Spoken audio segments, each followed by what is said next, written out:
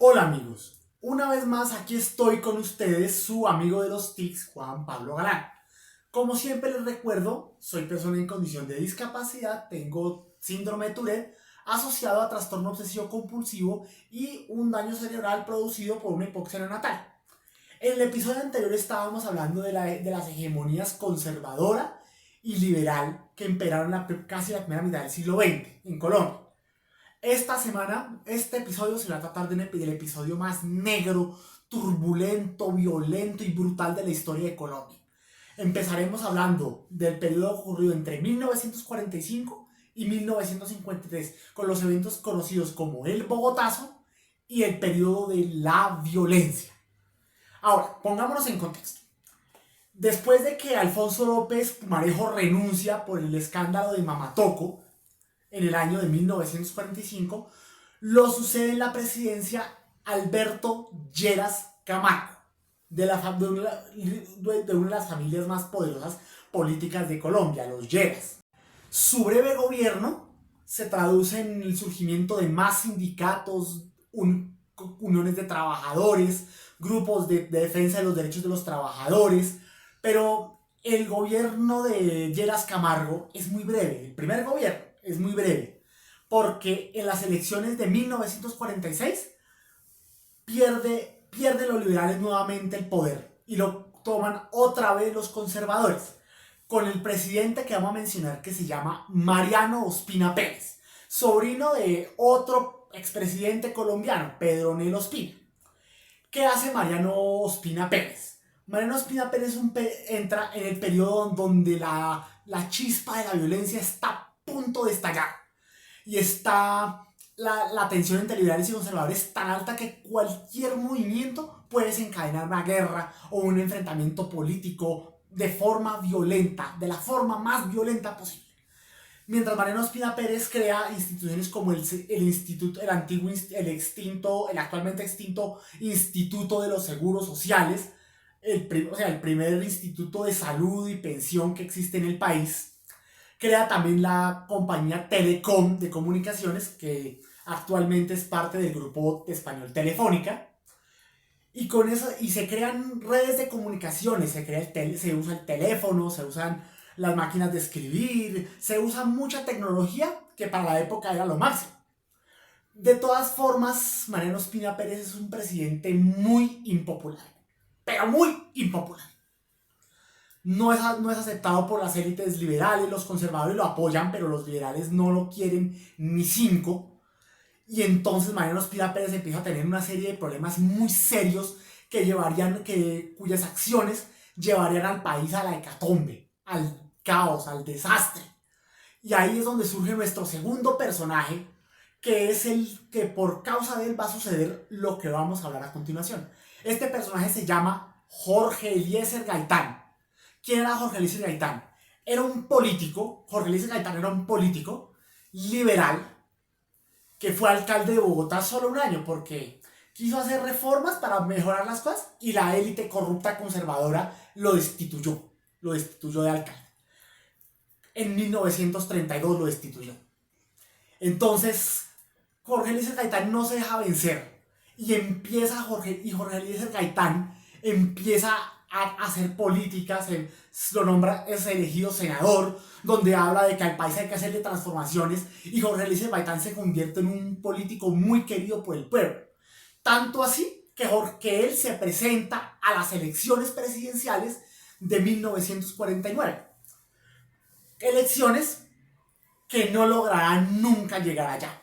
Porque, como bien sabemos, todo político que tenga la esperanza del pueblo tiene a sus espaldas y al frente enemigos muy poderosos. En este caso, los enemigos de Jorge Eliezer Gaitán eran los mismos conservadores y el mismo gobierno de Mariano Ospina Pérez. Jorge Eliezer Gaitán se presenta a la presidencia y gana la nominación.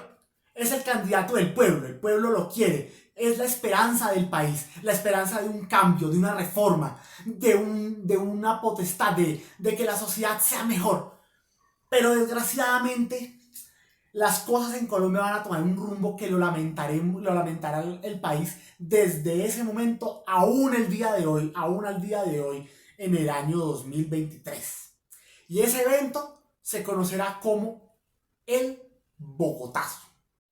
En la mañana del 9 de abril de 1948, o sea, la fecha más negra en la historia de mi querida patria Colombia, Jorge Eliezer Gaitán salía del Congreso. Pasaron las horas, fue a hacer su trabajo, era la 1:10 de la tarde, frente de una droguería. Jorge Eliezer Gaitán estaba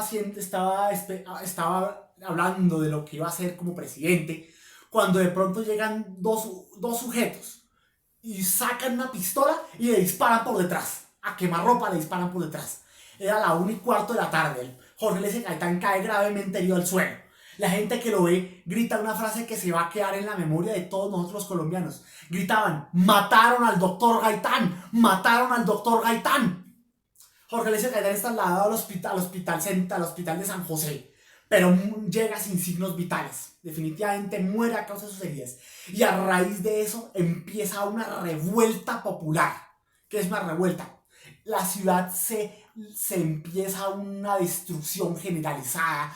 Queman los tranvías, atacan el Congreso, queman la Catedral Primada de Bogotá, queman museos, queman casas, queman negocios, mejor dicho, destruyen a Bogotá prácticamente en su totalidad. El pueblo enardecido, que empezaron a destruir la ciudad como muestra de venganza por el asesinato de su querido líder Jorge Eliezer Gaitán.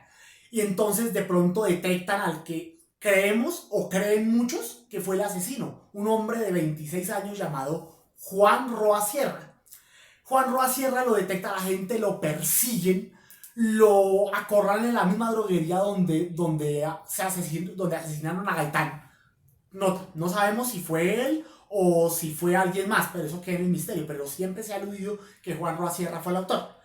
Juan Roa Sierra es sacabarrastras, linchado salvajemente a patadas, puñetazos, golpes con objetos hasta dejarlo muerto. Luego, Juan Roa Sierra, el cadáver es arrastrado boca abajo, muy al estilo a como en la mitología griega lo hizo Aquiles con Héctor en Troya. Arrastrado el cadáver, lo desnudan, lo empelotan por completo y lo dejan tirado en el patio del Capitolio Nacional. El sentimiento del Bogotazo no solo se da en Bogotá, no solo como su nombre lo dice, se da en Bogotá, se da en muchas ciudades del país, en Barrancabermeja, Zipaquirá, Cartagena, Barranquilla. Todo el pueblo se levanta y arma la reyerta general contra el gobierno. Incluso miembros del ejército y de la policía se unen a la reyerta. Y se arma una matazón terrible. En el momento más álgido del Bogotazo, el ejército dispara y asesinan a 300 personas en ese día. De un solo disparo asesinan a 300 personas. Y el Congreso empieza a dar una revuelta porque los liberales gritan que Mariano Ospina Pérez debe renunciar. Pero Mariano Ospina Pérez se niega a la renuncia y pronuncia su más icónica frase: más vale un presidente muerto que un presidente fugitivo. La destrucción de Bogotá, las casas de la época de la Candelaria, lo que era el centro, lo que es actualmente el centro de Bogotá, lo que es el Museo de la Independencia, el Museo del Oro, el Museo Nacional, toda esa área es quemada hasta las cenizas, la ciudad es destruida y empieza el periodo de verdad, ahora sí más negro de la historia de Colombia, que es conocido como la violencia. El periodo de la violencia se intensifica, más que todo surge en el 46, el periodo como tal, pero se intensifica cuando llega al poder Laureano Gómez. Laureano Gómez es un político conservador de la base absoluta ultraderecha, así como algunos creen que es el actual Partido Centro Democrático dirigido por Álvaro Uribe. Empieza una serie de represiones brutales contra la gente liberal. La gente es perseguida. La policía persigue a la gente, la policía los sacan de las casas, los torturan, y los desaparecen, así al estilo de cualquier país en guerra como Somalia o cualquier país de África que haya experimentado eso. Pero el gobierno de Laureano Gómez dura solamente un año, porque a pesar de la represión de todo eso, Laureano Gómez empieza en 1950 su mandato y lo termina en 1951 después de pedir una licencia por haber sido víctima de un ataque al corazón. Y lo sucede otro presidente menos popular que él, Roberto Urdaneta Arbeláez. En este periodo, es donde la violencia se da con toda su saña, su brutalidad, su carnicería. Todas las atrocidades de Colombia suceden en esa época. Surgen guerrillas liberales, antecesoras de lo que hasta hace muy poco fueron las FARC o lo que ahorita es ahora el ELN, y son guerrillas de ideología liberal que empiezan a luchar del bando de los liberales para combatir a los conservadores. Los conservadores crean su propio grupo, los chulavitas, el primer grupo paramilitar existente en Colombia. Los chulavitas crean un grupo financiado por el ejército y la policía, conformado por policías de la más absoluta radicalización absoluta. Son un grupo que empiezan a atacar en los llanos orientales, en Cundinamarca, en todas partes de Colombia, y empieza una terrible persecución contra el pueblo. Los chulavitas entraban a las casas, secuestraban personas, las torturaban salvajemente, violaban mujeres, asesinaban, desentrañaban. Mejor dicho, si digo más atrocidades me bloquean el video de este canal. Entonces pues no diré más atrocidades, pero realmente ustedes podrán saber, ustedes mis queridos suscriptores podrán saber cómo fue esa violencia tan descarnada.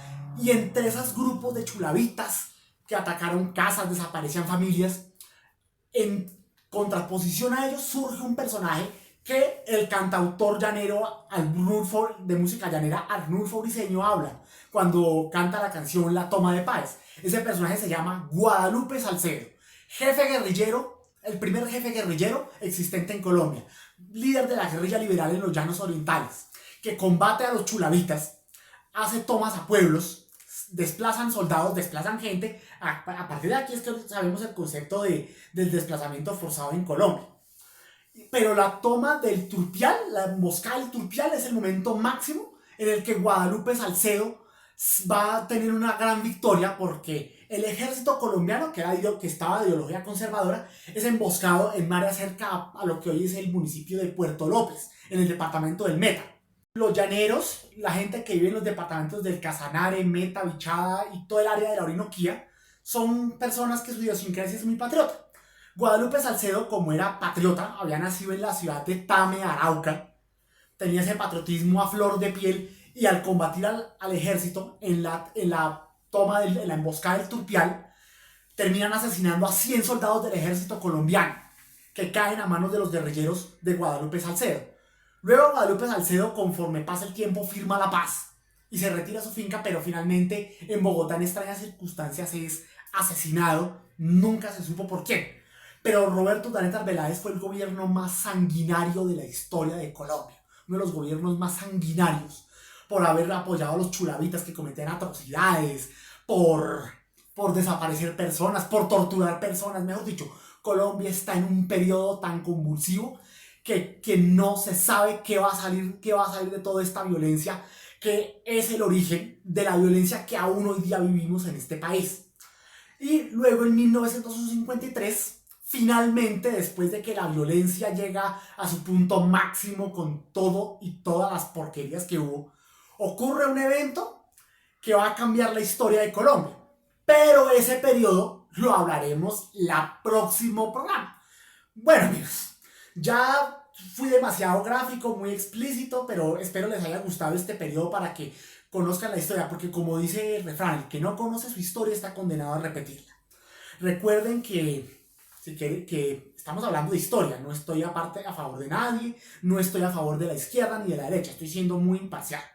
La próxima semana pues paramos el ciclo de historia de Colombia y empezaremos un nuevo ciclo sobre 5 personajes famosos, astrónomos y astrofísicos que revolucionaron la ciencia de la astronomía.